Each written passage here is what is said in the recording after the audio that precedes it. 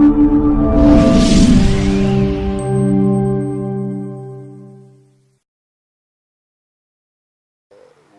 on an operation order so that we start now collecting the guns that are in illegal hands. And we are going to ensure that we do our best to net the people who are holding firearms and they are not licensed to have firearms. So for this region, it's 7th of March. That is the deadline.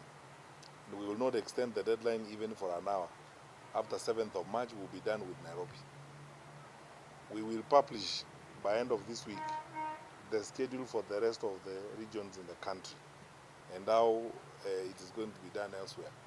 You can see that the exercise is being done meticulously, as it were. Records are being checked. Firearm holders are taking their firearms to CID headquarters to the DCI for ballistic tests, and we are requiring firearm holders to bring a certificate of psychiatric test. Then thereafter they are issued with a license. That is how it's supposed to be done according to the law. There is nothing we have invented. We are following the act. That's how it's supposed to be done according to the law. The reason why we have some of these challenges is because it was not done that way in the past.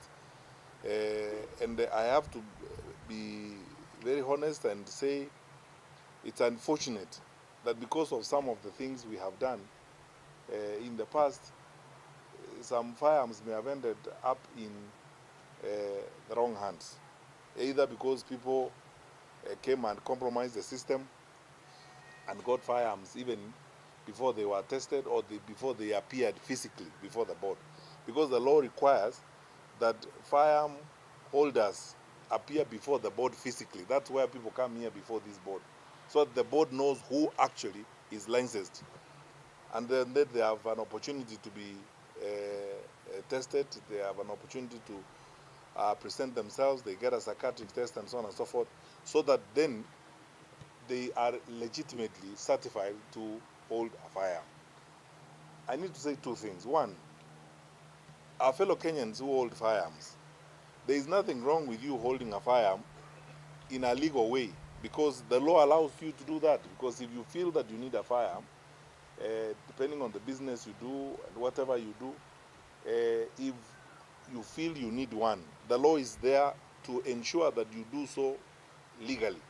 And then you are assisted, because our security agencies assist to train firearm holders so that you can be assisted to know how to use a firearm. So we are not doing this because we are victimizing anyone. We are doing this because we would like to live in a legal and lawful manner. That if you feel like you need to own a firearm, there is nothing wrong. As a citizen of this country, the law allows you to do that, provided you apply and you do so in a legitimate manner. Number two, we are doing this because we want to know who are the lawful or legitimate firearm holders. Because you and I know, and I'm not going to pretend, that there are people who have brought small arms into the country, some of them very serious arms into the country, illegally. These are criminals. Because when crimes are committed, if Mr. Kinoti was here, he will tell you, the CID and our police teams begin working around to figure out which firearm was used and tracing the criminals. There are crimes that have been committed in the country that we have not resolved as yet, because we do not have a proper record of even the genuine firearm holders. That's why we are doing this. At the end of this exercise, when it's done, by the end of April, when we have done the whole country, we will have an electronic record of firearm holders and the firearms in private hands. So if any one of those arms commits a crime, it will be very easy for the CID to know which weapon was used in a particular case, which makes it much easier for us to do what we are doing. So we are doing this also to facilitate our safety and security. My last call to citizens of the country is that if you, by any chance, are holding a firearm illegally, there's going to be a moratorium. Now, we will not judge you in a court of law. If you surrendered the firearm, brought it here, or you took it to a police station nearest to where you stay and surrendered the firearm to the police, wherever you are. But when we are done with the moratorium, you know what the law says. It is illegal, it's a crime to carry a firearm without appropriate license.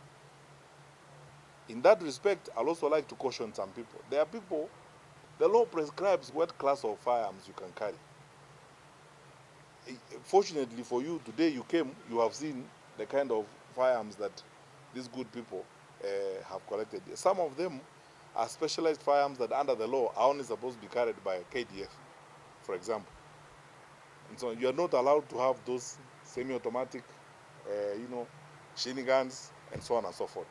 So let us be facilitative to the police and our security sector colleagues so that they can provide security to all of us. This is being done in good faith so that we can provide safety and security to our people.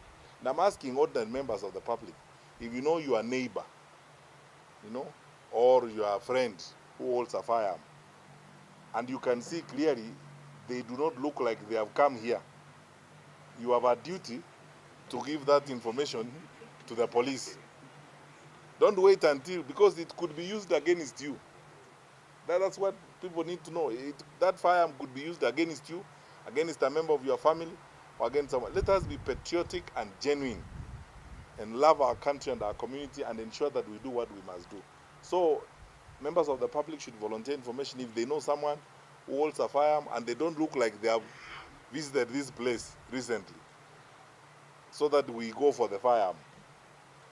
And as I said, for those who will surrender the firearms, and even those who come here and say, I am not sure if my permit is legit, but I have brought myself and I brought the firearm. We'll take the firearm, and Mr. Mukindi and the board have taken quite a number of those.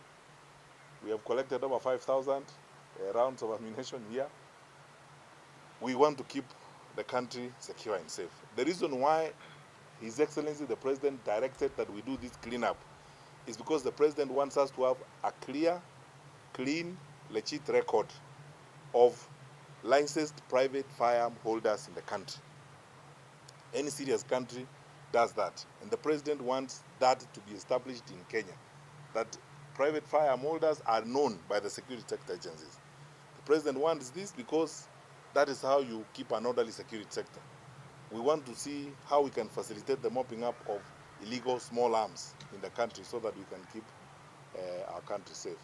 When the moratorium is over and when we are done with this exercise at the end of April, I will then say what we need to do. We've been working very hard with the police, and we will act lawfully but very firmly on this matter in the best interest of the country. Because lazima tukubaliane tafadhali, this is not gangland. We're not going to allow people to run all manner of businesses. Even dealers who are selling and distributing firearms in the country, legit dealers, you'll be licensed by these good people. That applies also to those who want to drive armored vehicles. You have to come before these people, the Firearm Licensing and Control Board, so that they license you. If you have a reason why you should drive an armored vehicle around, that's okay. As a citizen of this country, the law recognizes that you would actually probably have reasons to do that. And because the law recognizes that, the law also provides how that is going to be done. We promise everyone we will act strictly according to the law. Tutafuata sheria. And we hope that others will follow the law. And for those who will choose not to follow the law, then of course the law also prescribes how to deal with you. And we will deal with you also in that manner, strictly according to that same law. Asante sana. Thank you.